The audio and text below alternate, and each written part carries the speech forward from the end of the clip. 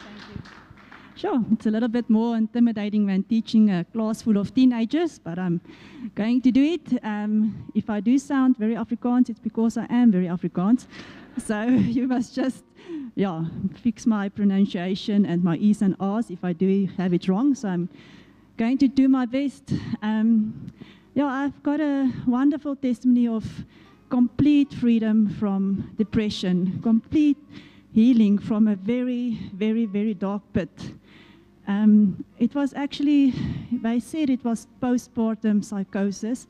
So if you read a little bit about it, you get like baby blues where you cry, when you get depression, and then psychosis. It's actually very rare, but you are very depressed. If I look back, I don't think it was just because of me that became a mother. I think there was like things in the past that, Boeta, wil jy ook ietsie sê? I think it was a few things that led to me to be in that dark pit. Boeta, staan by my, jy kan nie by my staan, Boeta. That in itself is already a miracle because he is so attached to me, it's not even funny.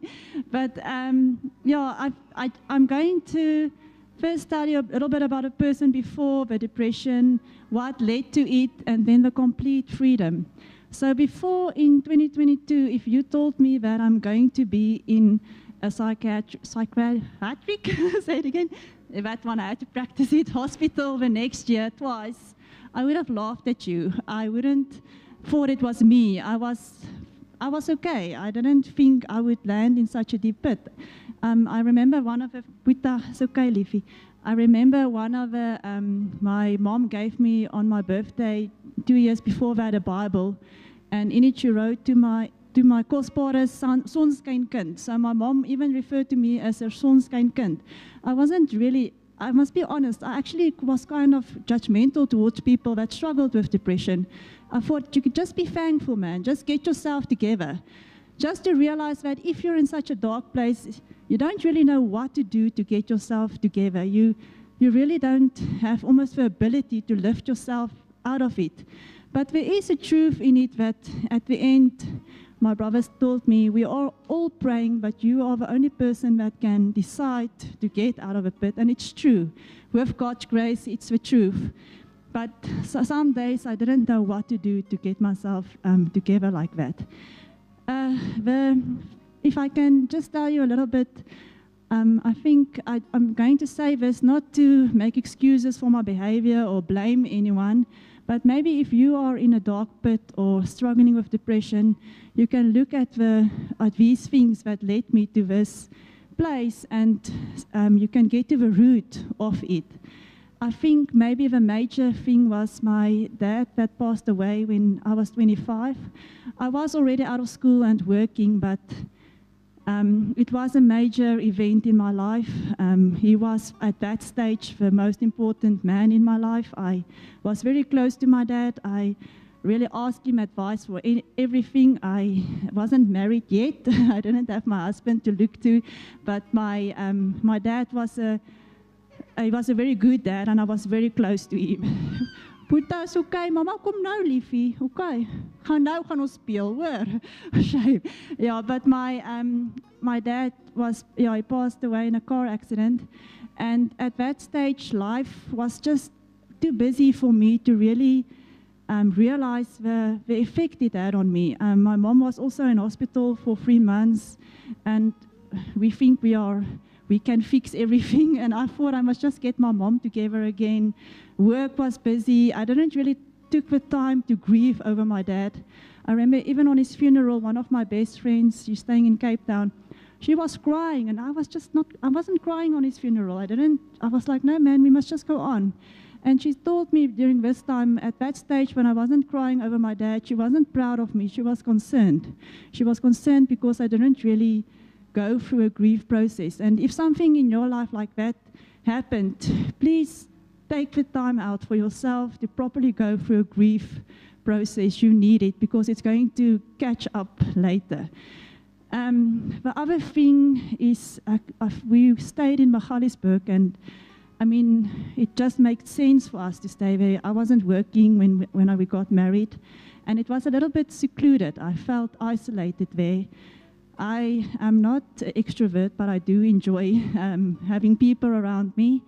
And I remember even the first year, long before Caleb was born, the first year of our marriage, I was like, yo, this is lonely here.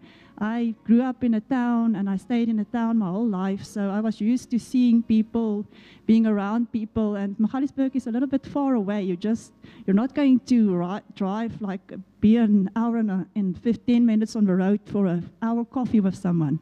You plan your day if you go to town. You double check your list so that you don't forget the milk and the cheese, because you're not going to quickly run to a shop to buy whatever you need. So yeah, that was also something that I think had a huge effect of me, feeling isolated, and I didn't really have things that I was looking forward to when he was born. The other thing is we did stay a little bit too close for comfort to my in-laws, but I do love them and I appreciate them because they did look after my boy for 1 year and 7 months. I think the one emotion I felt, or the one feeling I had, I felt inadequate to look after him. So, and I also, again, we made that decision together. It wasn't my husband that said we must stay there. We together decided we're going to stay there. And I don't regret it, because in a way we got very close, me and my husband, and I think maybe by being so close, he was able to support me through all of this. He started to cook, he did the washing, he looked after the house. He's a wonderful husband. He was with me all the time. But I'm glad I'm at a better place now. And yeah, other things maybe had to do more with the birth. I had an emergency C-section, and they say the rapid hormonal change doesn't have an effect on that. And also, I enjoy running a lot, and I didn't do that anymore. All of the hard exercises and all the good hormones that's released, I didn't do it while I was pregnant and breastfeeding and all those things. So yeah, it's all little things that added to this big pit of darkness that I was in. It actually started off with insomnia, very severe sleeplessness, and I didn't really know it was depression until maybe 8 months after his birth. I thought it was just sleeplessness. I think at the beginning I would fall asleep and then wake up suddenly, and fall asleep and wake up suddenly. And I actually came to Pastor Chris in the beginning, and he said it's anxiety. And I'm like, I don't feel anxious really. I don't understand this. Sometimes if a new mom tells me she's not sleeping, I'm like, duh, you've got a child. He's going to keep you awake. But in my case, I wasn't. My child is a very good sleeper. I was standing there just waiting for him to wake up so that I can have a reason to be awake. And the sleeplessness just got worse and worse. If you look at the symptoms of psychosis, severe sleeplessness is one of it. I remember once, I think it was 4 nights that I didn't get any sleep. That in itself is already very difficult to function if you don't get sleep. And it wasn't from a time where I had enough sleep. It was maybe 2 hours a night. So we first tried to fix the sleeplessness. And yeah, the answer for that in the medical world is sleep medication. But sure, I'm very sensitive for that. If I have to go through the list of pills I tried and the effect on my behavior, we will be here for a long time. And finally, it got to such a point that I had to go to a psychiatric hospital in Bloemfontein. But unfortunately, they just see the symptoms, and the only answer they have is medication. I don't want to say I am against any medication. There's a place for it. There's a place for the medical world. We need it. If it wasn't for, I had a C-section. If it wasn't for medical aid or medicine, I don't know if my boy would have been alive. But I want to say here that if you maybe are on mental medication, don't think it needs to be your life for the rest of for your life. Every single person, every single doctor, every single psychologist told me, you're either going to drink this long term or you're going to stay on it for the rest of your life. You're not going to be able to function without it. And I don't drink any medication. God can do more than that. I don't want to say just leave your pills, but He can completely heal you, but you don't need that. He does a complete work. So just want to see if there was something else I wanted to say.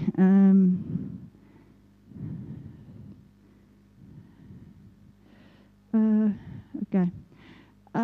Yeah, but I don't want to go too deep with what I've experienced. I think the number one feeling I felt was anxiousness, like panic attacks. There was a stage where I couldn't sit still next to someone because of anxiety. I remember Suzanne and Chris came to visit us, and Suzanne was like, Sitske is eating the whole time. She said something like that, and it was because of anxiousness. I couldn't sit still next to someone and have a conversation. I sometimes would walk up and down the house just to get rid of anxiety and fear.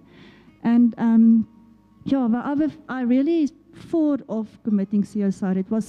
I was at a place where I started to research it. I started to Google how to commit suicide. I thought if I could just leave this world and this darkness and this anxiety, just be free from that, it would be better for everyone. It's such a lie. It's such a lie. It's not the way. God has some purpose for you, for every one of us. I want to now tell you the change, what happened. So, yeah, the depression was almost like, I think it was about 1 year and 9 months that I was very depressed. And my mom, everyone prayed. I think some people started to lose patience, but they kept on praying, and I want to thank you for that. My mom, I can remember I went twice to the psychiatric hospital, and the second time I was like, sure, this can't be my life. And some little bit of hope, asked for a paper and a pencil, and I wrote a few things down that I want to do again. And just to dream, just to have a little bit of a dream again. And a few of the things I'm going to name them just now just was answered in this last year and even in this year. But I'm actually a teacher, so I used to teach at Noordjewel previously. And then my mom started to pray, walking around Noordjewel, and pray for an opportunity for me to teach there again, because just to get into a routine again. Yeah, that's the other thing. I'm a very routine person, and suddenly I don't have anything to plan, so I felt completely out of control. And in this time, I actually WhatsApped the Teach One head of department of maths and asked her if there's something I can come and do. And then she would reply, yes, we have this and this for her, and then I didn't reply at all back. So I was like, my chances to get into that school again is not very high. But one of my mentor teachers said, send her a message again. And it was already like in the beginning of 2025, the school already started. I'm like, what is the chance that there's going to be something for me? And I sent her a message, and I said, I think I'm ready to teach again, but I wasn't. But I thought I must just do it. I was still not sleeping well, and she sends a message back, hallelujah. That's all what she said. And I'm like, okay, what does that mean? And then a little bit later, she's like, no, there's a teacher that actually in that week fell from a chair, and she have to go in for an operation. She's got a lot of pain. It's my mom didn't pray for someone to get hurt, but she did pray for an opportunity. So in her message, I thought the teacher is only going in for the operation in 4 weeks' time. I thought I had time to prepare for 4 weeks to go. But then in her next message, it's like, so can you come to school tomorrow and get the books? You're starting on Monday, and it was the first day. I'm like, okay, I have to do this now. I have to like, just face it. And I was actually in Van der Bijl Park on that stage on a farm with horses. I used to do horse riding, and yeah, that was also good for me. So many people just helped me and gave me opportunities to do things. So then on Monday, I started at the school. So the first, I was a substitute teacher for maths. And the first few days, sure, my body was there, but not my mind. But later it became better and better. And the sleep also, because of routine and me doing something, it's now very good. I'm sleeping most of the nights. I'm sleeping enough hours. And yeah, so I started to teach again as a substitute teacher. And Caleb started to come to my mom's house on weekends. And on the 7th of March, so it was yesterday, a year ago, he stayed full-time with me again. And yeah. And sure, God restored so much. If you can see how attached he is, that's what I said, that's a miracle in itself. He is so fond of me, and I love my boy so much. And even like after the term that I was helping out at the school, another position went open, so I could fill that. And now, and that is, I'm a science teacher now. One of my students sitting there, and I actually got a departmental post.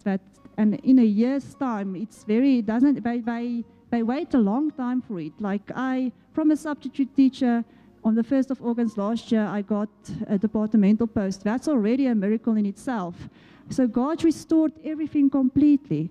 I can just share the things that I wrote on the list. One of the things is I want to go to the sea with my family, with my husband and Caleb. And last year we had the best sea holiday in October holiday. The other thing is I enjoy maths, so I was teaching at maths the year that he was born, but I couldn't keep on teaching it. It was, my mind didn't want to do the calculation, and this year the head of department said she's retiring if I will take over classes from next year. So God even restored that. And the other thing is I wanted to run 10Ks under a certain time, and I'm running and I enjoy it, and yeah, even that was restored because I didn't exercise. I didn't want to do anything. So God restored so much, but the best of all is my relationship with my husband and my boy that he completely redeemed. And I want to read 2 scriptures. Let me just find it, yeah. Well, it's in Psalm 40, verse 1 to 3. It said, I waited patiently for the Lord, and he inclined to me and heard my cry. I didn't always wait patiently, but some of you waited patiently for me. So you are the ones that waited patiently. He brought me up out of a pit of destruction, out of a miry clay, and he set my feet upon a rock, making my footsteps firm. He put a new song in my mouth, a song of praise to our God. Many will see and fear and will trust in the Lord. And the Lord did it over and above for me. I'm so, sometimes I just want to cry about it. Like, if you're at a place where you really think like suicide is an option, and now I just want to be alive and be with my boy. He's coming. The principal said he can come and visit me every day. So every break time, he and my mom is coming, and it's such a joy to see him. We have so many opportunities to be together. And then I think it's Joel. I think Rulene gave me this scripture right at the beginning when I was very far gone. Joel 2, verse 25. Then I will make up to you for the years that the swarming locust has eaten, the creeping locust, the stripping locust, and the, I can't pronounce that word, gnawing locust. I don't know if it's right. My great army which I send among you. You will have plenty to eat and be satisfied, and praise the name of your Lord God, who has dealt wondrously with you. My people will never be put to shame. And that is so true. If you trust in God and for complete healing, you will not be put to shame. Thank you. And I want to take this opportunity to thank everyone that prayed, that came to visit me when I wasn't very visitable. Like, I didn't want to get out of bed. There was a time where I didn't comb my hair. My mom had to cut some pieces out of my hair because she didn't want to untie it again. But yeah, thank you for everyone that came to visit me, for everything. And thank you, Jesus.